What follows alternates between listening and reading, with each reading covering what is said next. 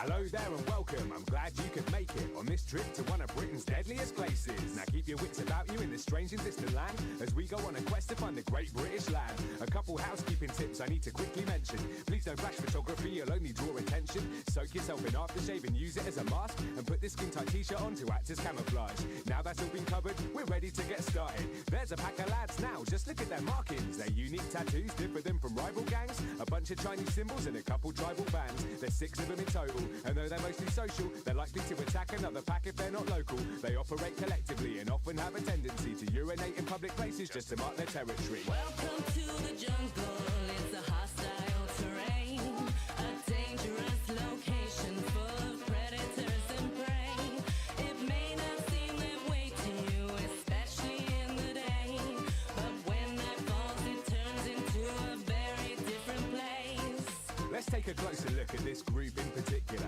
Hands up anybody here who knows this bit of trivia. What 2 traits does the alpha male exhibit? Yes, you at the back. He's the loudest and the biggest. Correct. Now in this group, Gav is the leader, and he's in charge of all the beta males who are weaker.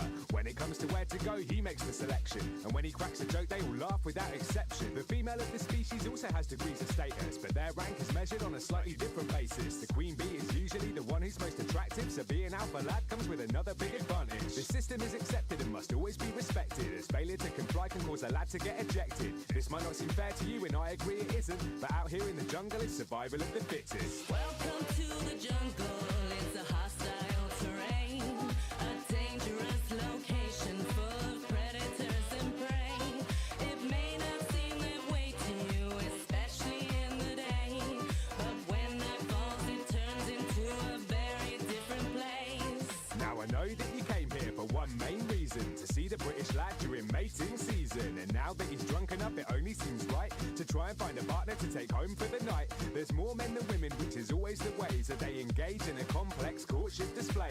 This can range from anything from dancing and posing to telling her about the kind of car that he's owning. Don't look now, but I think we got a match. Gav spotted Tracy and she thinks he's a catch. They're grinding on the dance floor, but just before they leave, they're greeted by her ex-mating partner called Steve. Neither will back down, so a violent fight ensues, where everything from foreheads to beer bottles are used. Steve is victorious, so on this occasion Gav goes home with a kebab to watch Bay Station. Welcome to the jungle, it's a hostile terrain, a dangerous location full of predators and prey. It may not seem that way to you, especially in the day, but when night falls it turns into a very different place. I know it's bad, I wanna be a lad, I wanna drink like lads, think like lads.